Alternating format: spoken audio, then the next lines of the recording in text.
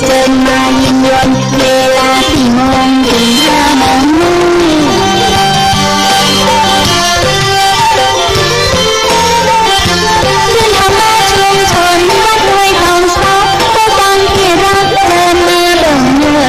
อุปธรรมตั้งมีเขาเชิญมาฟังเนื้อสายน้องสายพี่นอนในสะดับรับฟังบรรยายธรรมะสู่ใจจึงได้ประโยชน์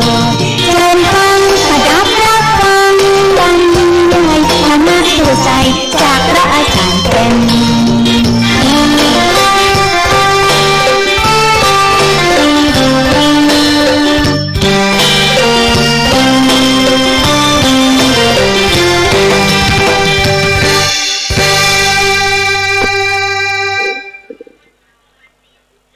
แสงทองส่องธรรมแสงงามในยามเช้าแสงอาทิตย์เจ้าเช้ายังสดใสแสงทองส่องห้องหัวใจแสงอะไรไม่เท่าเจ้าแสงธรรมธรรมะสู่ใจในวันนี้ดวงชีวีย่อมมีทีสดใสธรรมะกระจัดขัดเกลาใจอยู่ที่ไหนใจก็สุขหมดทุกข์เอ่ยณกาลบัดนี้อัตมภาพพระครูประหลัดกิติพงศ์กิติโสภโนขอน้อมกับไว้สาบารมีสลีองค์คำพระสัมมาสัมพุทธเจ้าพระสัทธรรมเจ้าพระสังฆเจ้าพระอรหันต์เจ้าพระสงฆ์องค์สามเณรเจ้าจุตนจุองค์ขอเจริญพรเจริญธรรมเทพไทยเทวะเทวาพระแม่นางธรณีเจ้าตี้พร้อมสหธรรมิกทายกทายิกาศรัทธานาบุญตั้งหลายต้าวขุนมุนนายตั้งหลายใหญ่น้อยป่อน้อยป่อน้ำเด็กขาอ่อนน้อยที่มีใจจื่นจอยนิยมในธรรมวันนี้อาตมภาพได้เข้าสู่รายการธรรมะสู่ใจยามเจ้าเพื่อสันติภาพใครจะพุทธวจนังคำสั่งสอนขององค์พระสัมมาสัมพุทธเจ้าวันนี้จะใครจะสารธรรมเจ้าเพื่อให้ได้คัดเกลาเป็นว่าน้ำธรรมคำสอนองค์พระสัมมาสัมพุทธะคือได้แจ่มแจ้งแสงธรรมเรื่องเก่าเรื่องใหม่บ่ได้ข้องคำขยายสารธรรมหมดใสสว่างแจ้งหมดใสสว่างแจ้งกราบนมัสการถวายความเคารพหลวงพ่อท่านพระครูสมุวิชุวัฒน์วรกิจโจท่านผู้อำนวยการขึ้นวิทยุเพื่อการศึกษาพระพุทธศาสนาและวัฒนธรรม FM 104.50วัดฝ่ายหินท่านพระครูสถิตธุราธรท่านเจ้าวาดวัดสันขยอมวิหารอุโบสถไม้สักทอง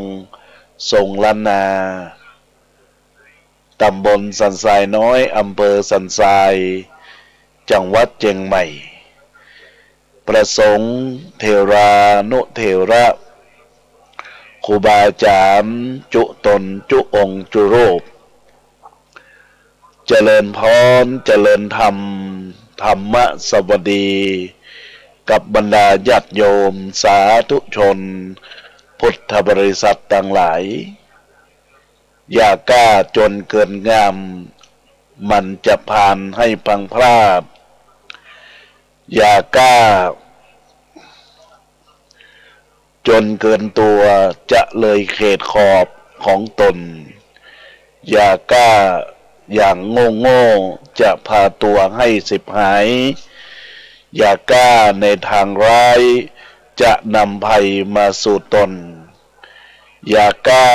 คบคนพาลเพราะจะพาเสียศักดิ์ศรีจงกล้าแสดงเมื่อถึงคราวจะเสนอจงกล้าคิดสร้างสรรค์อันนำมาซึ่งผลงานจงกล้าจะสนองหากไต่ตองแล้วว่าดีจงกล้ารับหน้าที่พึ่งต้องมีความรับผิดชอบจงสร้างความผูกพันผูกยึดมั่นในคนดีจงกล้าจะทักท้วงหากเพื่อนพ้องเดินทางผิดจงกล้ากล่าวหลีกหนีคนไม่ดีขอพึ่งจงกล้ากล่าวชื่นชมกับผู้คนที่จริงใจจงพร้อมเสียสละอย่าได้ความชอบธรรมจงยืนยันมั่นคงในหลักธรรมที่ดีงามสอนใจตนเพียงใจก็จะได้รับความในสิ่งที่ดีญาติโยมสาธุชนพุทธบริษัทต่างหลายในโอกาสบัดนี้ได้น้อมรับฟังรายการธรรมะสู่ใจยามสายกับอาตมาภาพพระครูปรัตน์กิติพงศ์กิติโสพโนพระอาจารย์แก่นสำนักวัดสันขยอมวิหารอุโบสถไม้สักทองทรงล้านนาบรรดาญาติโยมก็คงพิจารณาในสิ่งที่อาตมาภาพได้ขึ้นต้นหัวข้อใจความธรรมที่จะได้สอนจิตที่จะได้สอนใจกับบรรดาญาติโยมสาธุชนท่านทั้งหลายบรรดาญาติโยมทั้งหลายในช่วง2 สัปดาห์ก่อนนั้นอาตมาภาพก็ได้จัดรายงานเนื่องด้วยทางหลวงพ่อพระครูสมุวิชุวัตรวรกิจโจได้สูญเสียมารดาของท่านก็ได้ทำการยุติการกระจายเสียงในแต่ละวันชั่วโมงของอาตมาภาพสัปดาห์ก่อนนั้นเพิ่นก็บ่ได้อยู่ก็ได้เปิดเข้าห้ำกำซอไปเป็นที่เรียบร้อยนะญาติโยมก็เลยรับฟังวันนี้เฮาก็ปิกมาพบปะกันทำแล้วนะญาติโยมอาตมาภาพก็บ่ได้ไปไหนนะก็ยังรอแสดงธรรมะบรรยายผ่านทางขึ้นวิทยุ FM 104.50 จะแปลว่าอาตมาภาพหายไปไหนบ่ได้หายไปไหนถ้าหากว่าทางสถานีมีงานหรือว่าขัดข้องอาตมาภาพก็บ่ได้จัดเนาะญาติโยมทั้งหลายนะก็บางครั้งวันอังคารอาตมาภาพก็ติดไปที่โรงพยาบาลมหาราชนครเชียงใหม่เพื่อที่ไปตรวจนัดตามหมอนัดในกาลทุกครั้งทุกคราวเพราะว่าบางคนเราจะคิดว่าเราจะบ่มีโรคภัยไข้เจ็บนะมันเป็นไปบ่ได้ทุกสิ่งทุกอย่างมันก็เกิดขึ้นแต่แล้วเราก็จะต้องดูแลตัวเองอยู่กับตัวเองคือได้ในเรื่องของโรคภัยไข้เจ็บในจำตัวในญาติโยมบางครั้งก็วันอังคารก็บ่ได้จัดกรรมก็ต้องขอบอกกล่าวกับบรรดาญาติโยมสาธุชนพุทธบริษัททั้งหลายวัน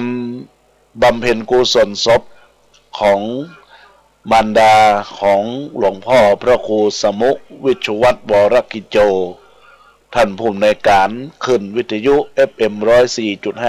104.50ทางอาตมาภาพพร้อมด้วยท่านพระครู สถิตธุราธรท่านเจ้าวาดก็ได้ปากันไปห่วมบุญห่วมกุศลที่บ้านปงใต้ตำบลปงยังครบอำเภอห้างชัดจังหวัดลำปางที่ผ่านมาเพื่อเป็นการไว้อะไรและเป็นการให้ขวัญกำลังใจ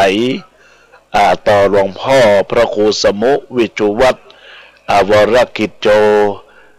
ซึ่งได้สูญเสียมารดาอันเป็นที่ฮักมารดาอันเป็นผู้มีพระคุณมารดาผู้ที่ได้เลี้ยงดูยังหลวงพ่อพระครูสมุวิจุวัฒน์วรกิจโจก็ได้มีการตั้งบำเพ็ญกุศลศพที่บ้านแล้วก็ย้ายมาที่วัดแล้วก็บำเพ็ญกุศลศพตามประเพณีตามกุศลที่ความตั้งใจของท่านเจ้าภาพอันมีสมณศรัทธาหลวงพ่อพระครูสมุวิจุวัฒน์วรกิจโจพร้อมด้วยบรรดาพี่บรรดาน้องบรรดาญาติมิตรพี่น้องเอื้องฝ่ายทุกฝ่ายก็ช่วยกันก็ต้องขอเพื่อขวัญกำลังใจกับหลวงพ่อพระครูสมุวิจุวัฒน์วรกิจโจที่ได้สูญเสียบรรดาไปทุกสิ่งทุกอย่างย่อมมีความแปรปรวนจากไปเป็นเรื่องธรรมดาของชาวโลกนะญาติโยมแม้แต่องค์สมเด็จพระสัมมาสัมพุทธเจ้าพระองค์ก็ยังเสด็จดับขันธ์พระนิพพานไปทุกท่านทุกคนก็มีความล่วงไปเป็นไปเป็นธรรมดาแต่แล้วเราท่านทั้งหลายก็ต้องพยายามต้องพยายามทำบุญสุนทานสร้างบารมีให้กับตัวเองซึ่งวันนั้นอาตมาภาพก็ได้ติดตามท่านพระครูอภิวัฒนวิกรมไปที่จังหวัดน่านสักกำนะก็ได้ติดงานในช่วงเจ้าก็มีงานบวชบรรพชาอุปสมบทแล้วก็ฟังไปหอมร่วมทำบุญกับโยมบรรดาของหลวงพ่อพระครูสมุวิจุวัฒน์วรกิจโจคือแม่คำปันสิทธิวงศ์อายุ83ปีก็ได้ไปเจอกับท่านที่ตรงนั้นนะก็ได้ทักทายรายการผู้ดำเนินรายการผู้อำนวยการขึ้นสีขาวในโอกาสนั้นตัวนะก็ขอบุญกุศลที่ท่านได้ไปร่วมบุญร่วมกุศลก็ขอส่งผลบุญทั้งสองท่านตัวเนอที่ได้สูญเสียมารดาอันเป็นที่รักนะในโอกาสนี้ก็ขออนุโมทนาขอบคุณที่ได้บำเพ็ญกุศลและประชุมเพลิงศพและก็บำเพ็ญกุศลศพเป็นที่เรียบร้อยในญาติโยมทั้งหลายอาตมาภาพก็บรรดาญาติโยมสาธุชนในช่วงนี้อาจจะเป็นช่วงที่บรรดาญาติโยมได้ยุ่งเกี่ยวข้องกับลูกหลานไปโรงเรียนเพิ่นก็เปิดแล้วเนอะญาติโยมดังนั้นทุกสิ่งทุกอย่างที่เราท่านทั้งหลายได้ป้องกันก็คือโรคภัยไข้เจ็บโรคโควิดระบาดนี้เราท่านทั้งหลายก็ต้องพยายามป้องกันโรงเรียนก็มามีงบประมาณที่จะตรวจวัด ATK เราเป็นผู้ปกครองก็ต้องพยายามตรวจเพื่อลูกของท่านไปตัวเพราะว่าเป็นชุมเป็นที่เป็นชุมเป็นชนเนาะรวมชนกันก็ต้องพยายามรักษามาตรการดูแลรักษาในส่วนของโรคโควิดต่างๆที่เกิดขึ้นในชีวิตของเราจะประสบพบเจอในสิ่งที่เกิดขึ้นแล้วมันจะทำมันอย่างบ่ตันจะต้องมีการระวัดระวังเปิ้นบอกว่าบ่ต้องเก่งกว่าใครหรอกแค่เป็นคนที่มีความสุขกับชีวิตที่ธรรมดาก็พอไม่ต้องมีความรักที่ดีที่สุดแต่จงรักคนที่อยู่ข้าง ให้มากเท่าที่เราจะทำได้ไม่ต้องรวยที่สุดในโลกแค่มีเงินพอมีพอกินพอเก็บพอได้ใช้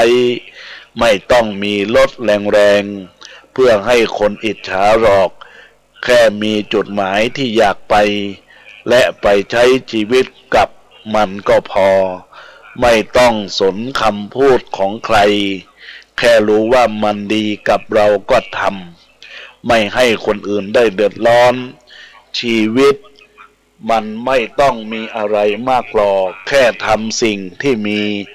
ให้เต็มที่แค่นั้นก็มีความสุขนี่แหละบรรดาญาติโยมสาธุชนพุทธบริษัททั้งหลายในข้อคิดที่อาตมาภาพได้หยิบยกมามาจากับบรรดาญาติโยมสาธุชนพุทธบริษัททั้งหลายก็เป็นสิ่งที่เราตั้งหลายบ่ต้องเก่งบ่ต้องดีมากแต่เราจะต้องทำตัวเราคือชีวิตของเรานั้นอยู่ไปได้กับสิ่งที่มันเกิดขึ้นความดีต้องอันในญาติโยมจะต้องกำจูตัวเฮาเฮาบ่ต้องไปรวยเฮาบ่ต้องไปมีรถหรือว่ามีอันหยังที่เป็นทรัพย์สินของเงินทองที่มากมายเมื่อมันมีแล้วมันก็จะเกิดเรียกว่าความวุ่นวายในจิตในใจของเราต่างหลายดังนั้นก็ต้องขอฝากกับบรรดาคณะศรัทธาญาติโยมสาธุชนเป็นข้อคิดคติเตือนใจกับบรรดาศรัทธาญาติโยมสาธุชนพุทธบริษัททั้งหลายญาติโยมในวันที่15พฤษภาคมที่ผ่านมานี้บรรดาญาติโยมก็คงได้ไปวัดไปวาอารามเนื่องจากว่าวันนั้นเป็นวันสำคัญของโลกเป็นวันที่เราท่านทั้งหลายได้ประพฤติปฏิบัติหลักแห่งการสร้างสรรค์คุณงามความดีวันวิสาขบูชาซึ่งก็มีความสำคัญและมีการประพฤติปฏิบัติอย่างยิ่งยวดเนื่องด้วยว่าเป็นวันสำคัญที่องค์การยูเนสโกได้ยกย่องวันนี้เป็นวันสำคัญเป็นวันสากลของทางพุทธศาสนาสำหรับชาวพุทธทุกนิกายทั่วโลกแล้วก็ยังเป็นวันหยุดราชการในหลายๆประเทศอีกทั้งก็ยังเป็นวันสำคัญในระดับนานาชาติตามมติตามมติของสมัชชาในโอกาสที่มีวันคล้ายวันที่มีเหตุการณ์3เหตุการณ์มันเกิดขึ้น3เหตุการณ์ที่เกิดขึ้นนั่นนะญาติโยมก็คือการที่มีเหตุการณ์การประสูติการตรัสรู้การเสด็จดับขันธ์พระปรินิพพานขององค์สมเด็จพระสัมมาสัมพุทธเจ้าพระพุทธโคดม ซึ่งทั้ง3เหตุการณ์นี้ได้เกิดตรงกับเดือน6ขึ้น15ค่ำหรือว่าวันเพ็ญเดือนวิสาขะต่างปีต่างกันเราชาวพุทธก็จึงต้องถือว่าเป็นวันที่รวมการเกิดเหตุการณ์อันน่าอัศจรรย์ยิ่งแล้วก็เรียกว่าการบูชาในวันนี้ว่าวิสาขบูชาย่อมาจากวิสาขปุรณมีบูชาหมายถึงการบูชาในวันเพ็ญเดือนวิสาขะจากหลักฐานพบว่าวันวิสาขบูชาญาติโยมได้เริ่มขึ้นครั้งแรกเมื่อสมัยสุโขทัย เป็นราชธานีซึ่งสันนิษฐานกันว่าได้รับแบบแผนมาจากลังกาเมื่อประมาณพุทธศักราช 420 โดยพระเจ้าพาติกุราชกษัตริย์แห่งกรุงลังกาได้เป็นผู้ประกอบพิธีวันวิสาขบูชาขึ้นถวายเป็นพุทธบูชานับจากนั้นกษัตริย์แห่งลังกาพระองค์อื่นก็ได้ถือปฏิบัติประเพณีวิสาขบูชานี้สืบต่อกันมาส่วนการเผยแพร่พระเข้ามาในประเทศไทยนั้นอาจเป็นเพราะเกิดครั้งสมัยสุโขทัยเป็นประเทศไทยมีความสัมพันธ์ด้านพระพุทธศาสนากับลังกาอย่างใกล้ชิดจะเห็นได้ว่ามีพระสงฆ์จากเมืองลังกาหลายรูปเดินทางเข้ามาเผยแพร่พระพุทธศาสนาและนาการนำการประกอบพิธีวิสาขะเข้ามาปฏิบัติในประเทศไทยด้วยซึ่งการปฏิบัติพิธี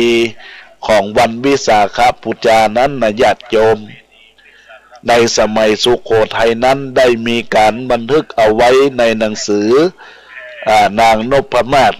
สรุปใจความไว้ว่าเมื่อถึงวันวิสาขบูชาพระเจ้าแผ่นดินข้าราชบริพารทั้งฝ่ายหน้าและฝ่ายในตลอดทั้งประชาชนชาวสุโขทัยก็จะช่วยกันประดับแล้วก็ตกแต่ง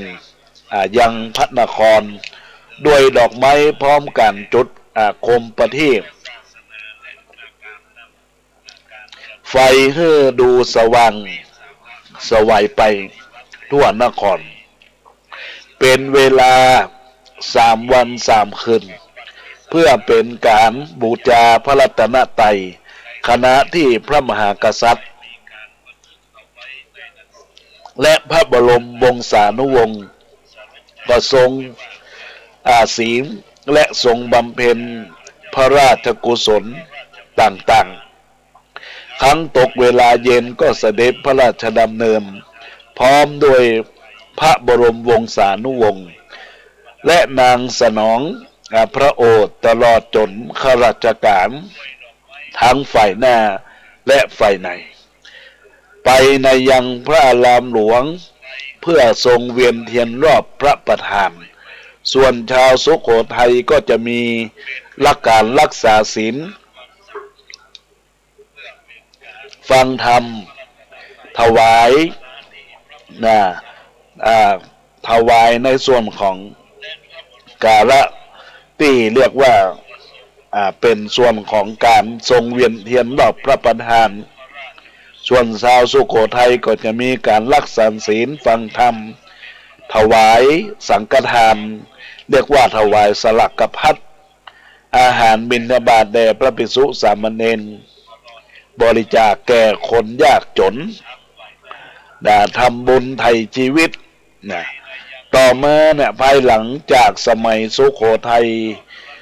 ประเทศไทยได้รับอิทธิพลทางด้านศาสนาพราหมณ์เพิ่มมากขึ้นส่งผลให้ได้ในช่วงสมัยกรุงศรีอยุธยาธนบุรีและรัตนโกสินทร์ตอนต้นบ่มีปรากฏหลักฐานการประกอบพิธีวิสาขบูชาจนกระทั่งมาถึงในรัชกาลสมัยของพระบาทสมเด็จพระพุทธเลิศล้านภาลัยในรัชกาลที่2พุทธศักราช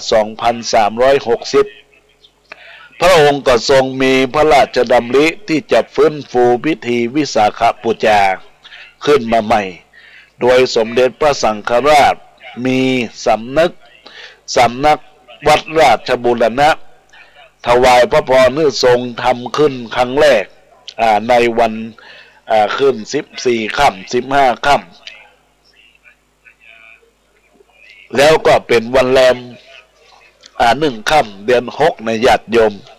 ปีพุทธศักราช2360ในญาติโยม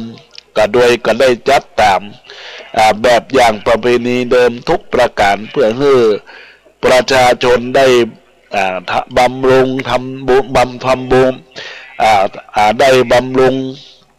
แล้วก็ทำบุญทำกุศลทั่วหน้ากันอีกทั้งการลื้อฟื้นพิธี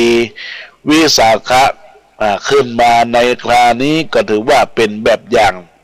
ปฏิบัติในการประกอบพิธีวิสาขบูชาต่อเนื่องกันมาจนถึงปัจจุบันบรรดาญาติโยมสาธุชนพุทธบริษัทต่างหลายวันวิสาขะมีความสำคัญซึ่งเป็นวันระลึกถึงวันที่องค์สมเด็จพระสัมมาสัมพุทธเจ้าทรงประสูติตรัสรู้และเสด็จดับขันธ์พระปรินิพพานซึ่งตรงกับวันเพ็ญเดือนวิสาขมาสเดือน6ประจบกันทั้ง3คราวซึ่งก็มาตรงกับเจ้าวันศุกร์ขึ้น15ค่ำเดือน6ปีจอก่อนพุทธศักราช80ปีเจ้าชายสิทธัตถะทรงประสูติที่พระราชอุทยานลุมสวนลุมพินีวัน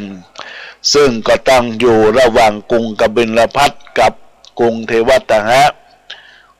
แล้วก็เจ้ามืดของวันพุธขึ้น15ค่ำเดือน6ก็มีปีละกาก่อนพุทธศักราช45ปีเจ้าชายสิทธัตถะก็ทรงตรัสรู้เป็นพระสัมมาสัมพุทธเจ้าเมื่อพระชนมายุได้35พรรษาณไต่ร่มไม้สลีมหาโพธิ์ริมฝั่งแม่น้ำเนรัญชลาตำบลดินน้ำตำบลแม่น้ำเนรัญชลาตำบลอุรุเวลาเสนานิคมภายหลังจากการออกผนวดได้6ปีปัจจุบันสถานที่แห่งนี้เรียกว่าพุทธคยาเป็นตำบลแห่งหนึ่งของเมืองขยาแห่งรัฐพิธานประเทศอินเดีย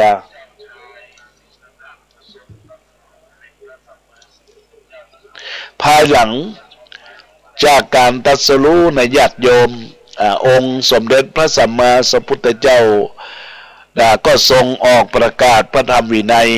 โดยโปรดเวนยสัตว์เป็นเวลา45ปีเมื่อมีพระชนมายุได้80พรรษาพระองค์ก็เสด็จดับขันธ์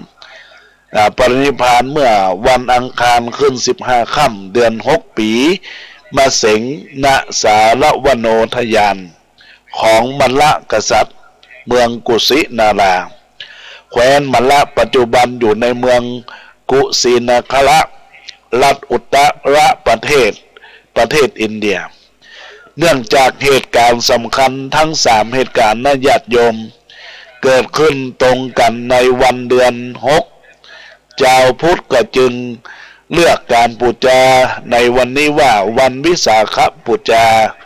ซึ่งหมายถึงการบูชาวันเพ็ญเดือน6บางแห่งก็เรียกว่าวันพระพุทธเจ้าหรือว่าพุทธชยันตีพุทธชยันตีญาติโยมดังนั้นแล้วเมื่อเราเป็นเจ้าพุทธญาติโยมสาธุชนทั้งหลายสิ่งทั้งหลายตั้งปวงที่มันเกิดขึ้นในปัจจุบันก็ตามเราเป็นเจ้าพุทธก็ต้องมีการถือวันสำคัญยิ่งของเจ้าพุทธทั่วโลกก็จะรวมตัวกันเพื่อจัดพิธีทำบุญใหญ่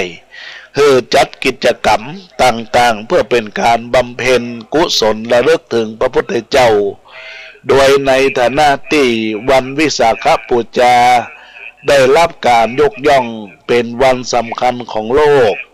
เมื่อวันวิสาขบูชามาถึงองค์การสหประชาชาติณมหานครนิวยอร์กประเทศสหรัฐอเมริกาก็จะมีการอัญเชิญพระเจดีย์วิสาขบูชานุสรณ์สากลโลกประกาศบูชาวันวิสาขะภายในประดิษฐานพระบรมสารีริกธาตุประดิษฐานอยู่ในสำนักงานขององค์การสหประชาชาติ เป็นองค์สำนักงานใหญ่องค์การสหประชาติเป็นการถาวรและเปิดให้ประชาชนเดินเข้ามาสักการะบูชาส่วนในประเทศไทยนอกจากพุทธศาสนิกชนจะต้องเดินทางเข้าวัดเพื่อบำเพ็ญกุศลก็ถือศีลฟังธรรมแล้วก็ยังนิยมการปล่อยนกการปล่อยปลาการเวียนเทียนรอบพระอุโบสถในช่วงค่ำเพื่อถวายเป็นพุทธบูชาอีกด้วยเมื่อวันวิสาขบูชาก็มาถึงพุทธศาสนิกชนชาวไทยนิยมทำบุญตักบาตรในตอนเจ้าและก่อนตลอดวันก็จะมีการบำเพ็ญกุศลโดยความดีอื่นๆอาทิตั้งใจรักษาศีลห้ารักษาศีลแปดงดเว้นจากการบำเพ็ญในส่วนของการกระทำบาปทั้งปวงแล้วก็ทำบุญถวายสังฆทานให้อิสรทานหรือการปล่อยนกปล่อยปลาฟังพระธรรมเทศนา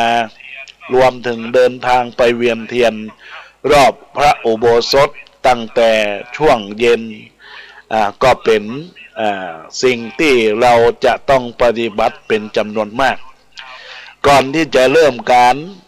เวียนเทียนพุทธศาสนิกชนก็ควรร่วมกัน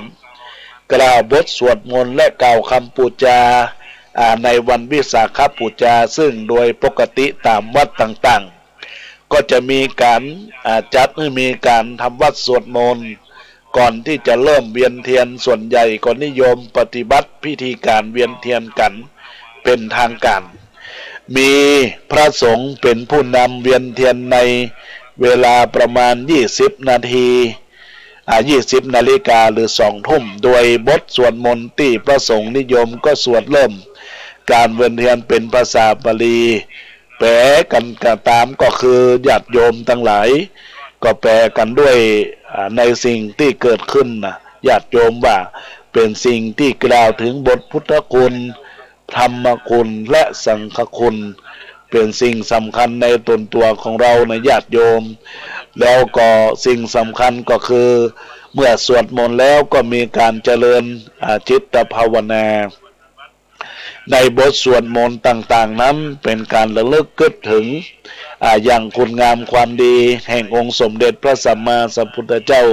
ที่พระองค์ทรงมีพระปัญญาที่คุณพระบริสุทธิ์ที่คุณพระมหากรุณาธิคุณอันยิ่งใหญ่อันเป็นบุญกุศลแห่งพระมหากรุณาธิคุณของพระพุทธเจ้านะญาติโยมสาธุชนทั้งหลายอาตมาภาพก็จะขอเสริมในส่วนของวันสำคัญพุทธศาสนาคือวันวิสาขบูชาที่บรรดาญาติโยมได้ปากันมาร่วมกันโดยเฉพาะได้ปากันนำธูปเทียนดอกไม้นำมาสักการะบูชาไว้นั้นธูปเทียนนั้นก็เปรียบเหมือนกับการที่เราได้หยิบมาจากต้นไม้เพื่อมาเป็นดอกอันบริสุทธิ์เพื่อมาสักการะบูชายังองค์สมเด็จพระสัมมาสัมพุทธเจ้าแล้วก็ยังมีกาละที่เรียกว่าธูป3 ดอกเป็นการบูชาอันหยังญาติโยมธูปนั้นก็เป็นการบูชาเล่มที่1บูชายังพระปัญญาที่คุณธูปเล่มที่2บูชายังพระมหากรุณาธิคุณแล้วก็อันที่3ก็คือบริสุทธิ์คุณพระปัญญาที่คุณนั้นก็เปรียบประดุจดังองค์สมเด็จพระสัมมาสัมพุทธเจ้าพระองค์ทรงได้ตรัสรู้ชอบได้ด้วยพระองค์เองชอบได้ด้วยพระองค์เองนะญาติโยมทั้งหลายพระองค์ทรงใช้ปัญญาพิจารณาทุกอย่างบอกว่าจะเป็นการกัดลิ้นดันฟันแล้วก็อดอาหารครบ45 วันบ่เป็นผลจากการที่ประพฤติปฏิบัติบัดสิ่งเป็นสิ่งที่สำคัญที่จะบรรลุผลไปแล้วก็มีการพิจารณา เพียง3 สายอันหนึ่งย่อนอันหนึ่งยันอันหนึ่งตึงเกินไปนะแล้วก็อันหนึ่งก็มีความไพเราะในญาติโยมทั้ง3 เสียงพิจารณาแล้วก็ต้องเดินทางสายกลางเพื่อประพฤติปฏิบัติแล้วก็พระองค์ก็ทรงบรรลุธรรมโดยการที่แยกแยะแจกแจงขยายใจความพิจารณาทุกอย่างทุกประการทำให้พระองค์นั้นทรงสำเร็จเป็นพระอนุตตรสัมมาสัมโพธิญาณเป็นพระพุทธเจ้าของเราด้วยพระปัญญาดังนั้นทูปก็ปูชาพระปัญญาที่คุณพระมหากรุณาธิคุณที่พระองค์ทรงขยายเขตขอบเขตการประพฤติปฏิบัติในหลักของพุทธศาสนิกชนทั่วโลกก็มีพุทธศาสนาที่ยึดเหนี่ยวจิตใจแล้วมีพระมหากรุณาธิคุณอันสุดท้ายก็มีพระบริสุทธิ์ที่คุณความว่าพระบริสุทธิ์ที่คุณนั้นก็คือสิ่งตั้งหลายที่ได้เกิดขึ้นเกิดมีตั้งอยู่ดับไปทุกอย่างทุกประการแต่แล้วพระองค์ก็ทรงได้ใจหลักศีลได้ใจหลักสมาธิได้ใจปัญญาเป็นหลักการทำให้กายวาจาใจของพระองค์ได้มีความบริสุทธิ์ก็จึงเกิดการเป็นพระพุทธเจ้านั่นเองนะญาติโยมทั้งหลายทูป3 ดอกนั้นทูปทั้ง3 ดอกนั้นที่อาตมาภาพได้ชี้แจงให้กับบรรดาญาติโยมสาธุชนทั้งหลายทุกท่านทุกคนในโอกาสนี้แล้วก็พิจารณาเนอะญาติโยมเพื่อเป็นหลักแห่งการประพฤติปฏิบัติในตัวตนของเรา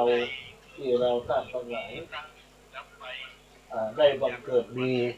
ทุกอย่างทุกประการในญาติโยมและในสิ่งสำคัญในตัวของเราท่านทั้งหลายก็ต้องมันพิจารณาส่วนดอกเทียนดอกธูปแล้วก็มีเทียนอีก2 เล่มนั้นเทียนเล่มที่1ก็ปูจายังพระวินัยอันเป็นปูจาศีลแยกแยะศีลของพระสงฆ์ศีลของพระภิกษุณีศีลของฆราวาสอันนี้เป็นต้นแล้วก็ดอกอีกดอกหนึ่งคือดอกของเทียนก็เป็นส่วนของที่เราจะบูชายังพระธรรมอันเป็นคำสั่งสอนที่พระองค์ทรงมีหลักธรรมให้เราได้พิจารณาถึง 84,000 พระธรรมขันธ์หลักธรรม 84,000 พระธรรมขันธ์ในญาติโยมดังนั้นแล้วก็ขอไขชี้แจงแจกแยะให้บรรดาญาติโยมสาธุชนเราตามทั้งหลายให้พิจารณาโดยเฉพาะเราเป็นชาวพุทธในปัจจุบันนี้เราจะเห็นข่าวกระจัดกระเจิงทุกอย่างบอกว่าจะเป็นข่าวของพระสงฆ์เพิ่นบอกว่ามันจะมีกระบวนการล้มล้างทางพุทธศาสนาเข้าหาพระสงฆ์ซึ่งเป็นผู้ประพฤติปฏิบัติซึ่งก็ปฏิบัติดีปฏิบัติชอบแต่แล้วก็เอาข่าวสิ่งบดีตั้งหลายตั้งปวงเนี่ยญาติโยมก็ไปทำให้เกิดรอยร้าวเกิดรอยฉานแล้วก็เกิดความหมดในเรื่องของกายวาจาใจมันเป็นมลทินกันนะญาติโยมเปิ้นถึงบอกว่าสิ่งบดีที่ทำกันไปก็ระวังอย่าเป็นบาปอาตมาภาพก็จะหยิบยกสิ่งเรื่องที่บ่ดีนะญาติโยมมือฟังว่าเฮ็ดบ่มีขอนเตียงนอนบ่มีคนฝนบ่มีฟ้าห้าบ่มีองค์ต้งบ่มีเข้าขี้เหล้าก็บ่มีกับแกมสันกระแบงบ่มีจ้องน้องบ่มีปี้สีบ่มีแปลงนักแสดงก็บ่มีคนพอ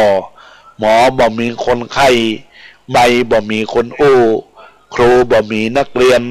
เสลียมบ่มีลาบปากบ่มีแก่งแอ่งบ่มีน้ำนางงามบ่มีเวทีดนตรีก็บ่มีคนเล่นพระเนนบ่มีอุโบสถรถบ่มีหนตัง กว้างบ่มีอ้อยน้อยบ่มีหนามช่างบ่มีเครื่องมือมือถือก็บ่มีขึ้นยาขึ้นก็บ่มีต้องทองก็บ่มีคนใส่แฮวดี้ได้บ่มีข้อมูลแก่งตูนก็บ่ได้ใส่ป๋ากินลาบกินซ่าบ่มีเหล้าคนเฒ่าบ่ดีทำคนเฒ่าบ่มีทำเป็นคนงามบ่มีกู้ลาบลูบ่มีผักข้าวตองกลางกองก็บ่มีคนเตียวบ่มีคนนุ่งช่างยุงบ่มีเข้าสาวบ่มีนมสุ่มบ่มีไก่ลำไยบ่มีหน่วยผลหวยบ่มีคนซื้อจื้อบ่มีคนเอาคนเฒ่าบ่มีเขี้ยวขนมจีนน้ำเงี้ยวบ่ได้ใส่ดอกเงี้ยวมันบ่ลำ ญาติโยมอันนี้เป็นกรรมโบราณสิ่งที่บ่ดีนะญาติโยมนะสิ่งที่บ่ดีเนอะอย่าจะไปเอาเป็นตัวอย่างจะไปเอาเป็นหนทางแห่งการทำความดีนะต่อสิ่งที่บ่ดีก็จะไป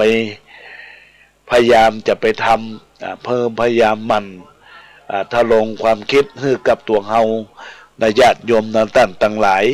ยกตัวอย่างที่อาตมาภาพได้อู้เนี่ยยกตัวอย่างเห็นสักหน่อยบางคนก็เปรียบแม่ว่าเฮ็ดมันมามีขอนนะเฮ็ดมันมีขอนนี่ก็คือคนมามีเงินมามีทองเนี่ยญาติโยมนะบ่ค่อยดูแลเอาใจใส่เปิ้นนี่นะก็เป็นสิ่งสำคัญและอีกอย่างหนึ่งเปิ้นบอกว่าคนเฒ่าบ่มีธรรมนี่นะคนเฒ่าบ่มีธรรมก็คือบ่มีความเสมอภาคบ่มีความเสมอต้นบ่มีความเสมอปลายก็จะทำอันหยังก็บ่เป็นที่เคารพบ่เป็นที่ปูจาอย่างคนหนุ่มเนอะญาติโยมดังนั้นก็จะไปทำก็ขอให้ญาติโยมพยายามมันพิจารณาในสิ่งที่เป็นข้อคิดคติเตือนใจที่อาตมาภาพได้หยิบยกกับบรรดาสภาญาติโยมเนอะเพิ่นบอกว่าเรื่องของความมันนี่คือความขยันนะญาติโยมมันน่ารำคาญก็มันใส่มันอนาคตบ่สดใสมันขาดโรงเรียนจะไปขาดโรงเรียนเนอะละอ่อนทั้งหลายพยายามไปโรงเรียนมันเปลี่ยนมันตกมันแต่งมันยุแยงมันเล่าขวัญมันมีสตังมันอดออมมันชอบถอนมันขี้เหล้ามันยำเจ้ามันสาวนิยมนิคมมันของญาติโยมมันใส่บาตรมันในกาดมันขายมันก้ามันอาตมาก็คือมันปันปอนทำวัดมันเก็บบัตรมันสาวลำวงมันได้กุศลมันแจกซองเขามันเจ้ามัน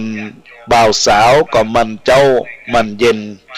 มันสามเณรก็มันสวดมนต์มันขโยมก็มันจกบาทมันออกอาหารมันออกอากาศมันดีเจมันลาดตระเวมันตำรวจชายแดนมันแสดงก็มันดารา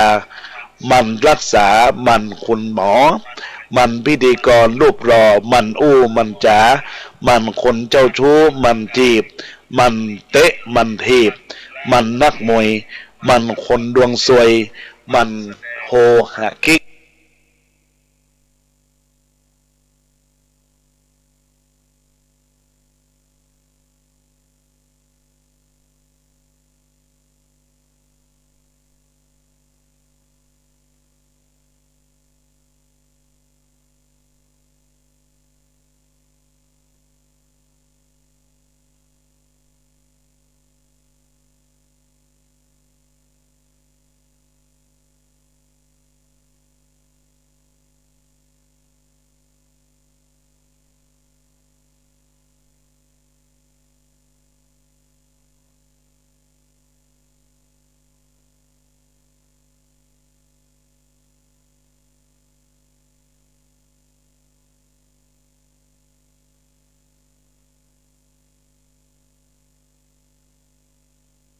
ได้มา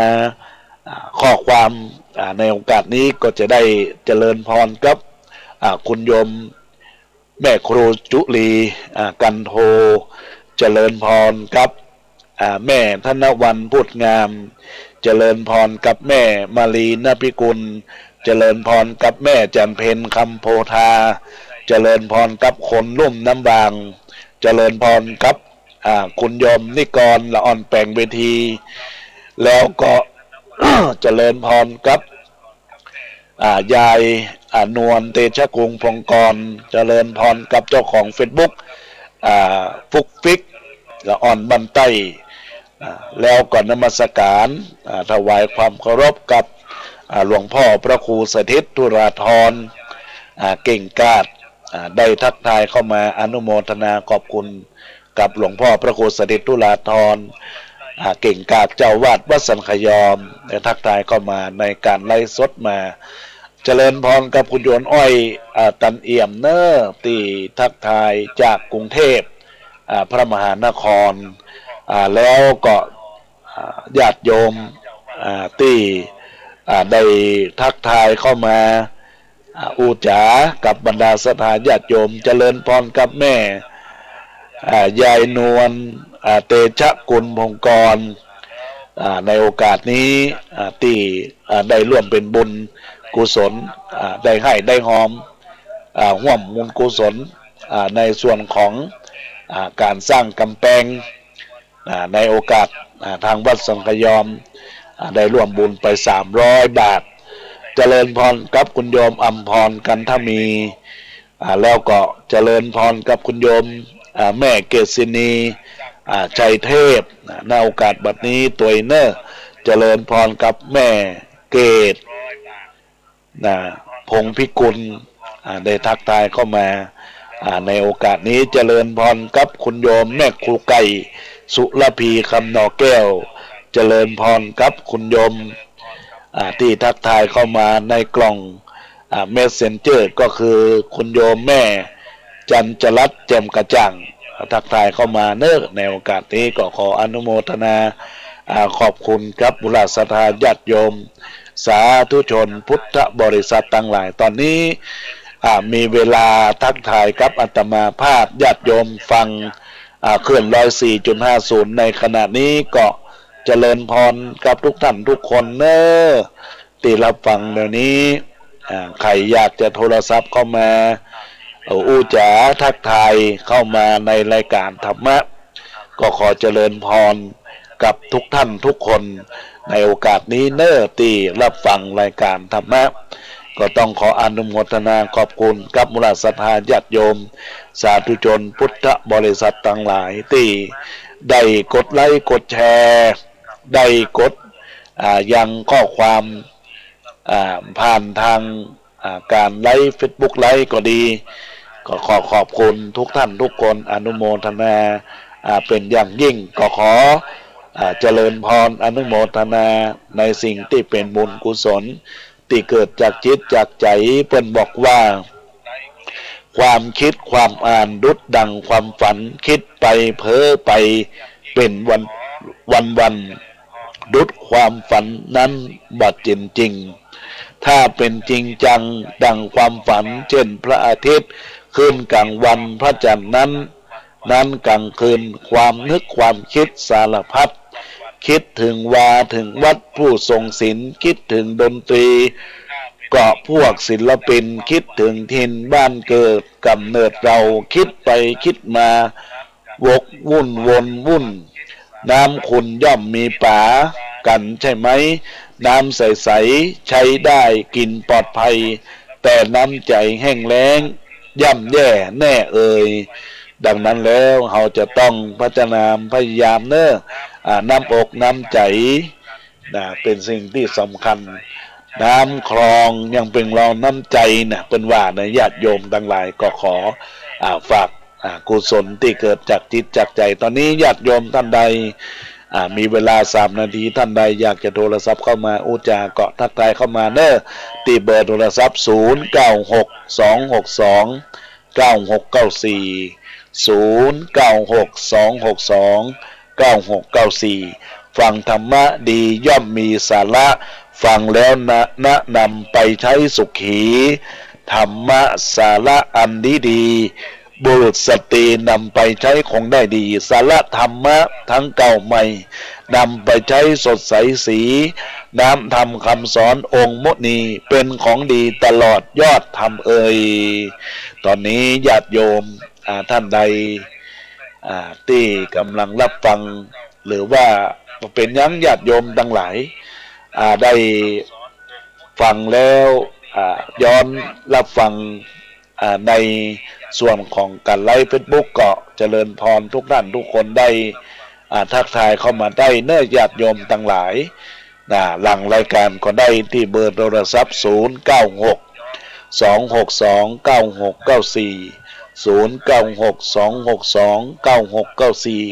อาตมาภาพก็รับสายหน้าไม่พบปะอูจากันเนอะญาติโยมทั้งหลายในสิ่งที่เกิดขึ้นก็ได้กล่าวว่าก่อนจากลาเอาพี่น้องทั่วหนแห่งห้องบ้านจองหนไก่เวลาเสี่ยงแล้วมิดแก้วตั้งหลายลาตึงยิงใจพระผายเกี่ยวข้องมีโจกมีใจดีชีวีพังพร้อมศีลธรรมคันลองสืบไว้ปนเคราะห์ภัยนาอาสากรไกธรรมะสูตรใจได้งดงามของคือพี่น้องเรืองรองติดตามอายุวันณงามสมนามบ่อน้อยสมนามบ่อน้อยก็ขออำนาจแห่งคุณพระศรีรัตนตรัยอันมีคุณพระพุทธอันมีคุณพระธรรมจงช่วยปกปักคุ้มครองรักษาบรรดาศรัทธาญาติโยมสาธุชนทั้งหลายตอนนี้คนเฒ่าบ้านบวกกลาง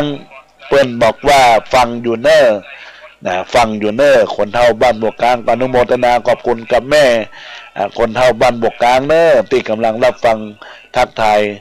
เข้ามาในรายการตอนนี้มีสายเข้ามาเจริญพรเจริญพรจะให้แขกเจ้าจ้าคุณโยมแม่จังคุณแม่ชื่อหยังแม่อ่อนเจ้าแม่อยู่คงเปาคงเปาเพิ่นมีปลาหลวงใช่กะแม่เจ้าแล้วนะเจ้าอันกะ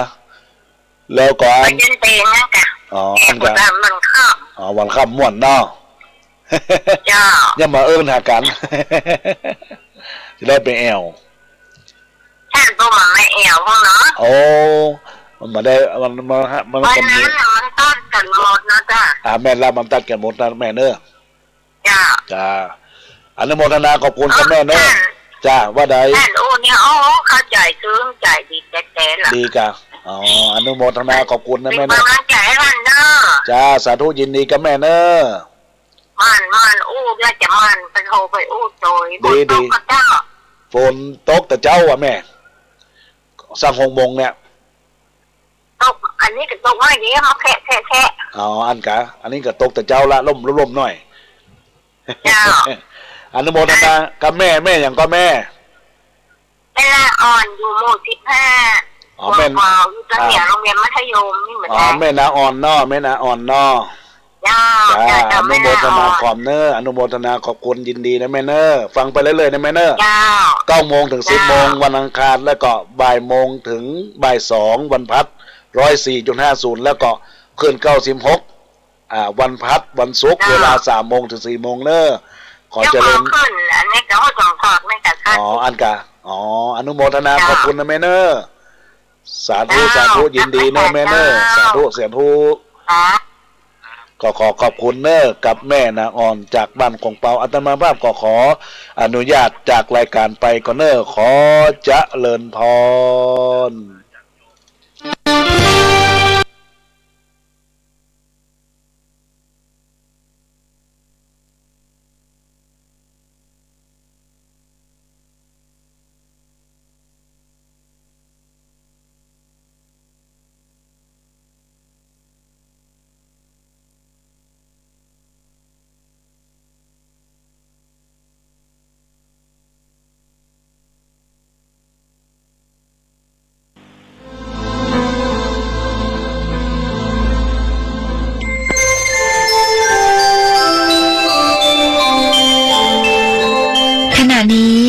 ท่านกำลังฟังสถานีวิทยุกระจายเสียง FM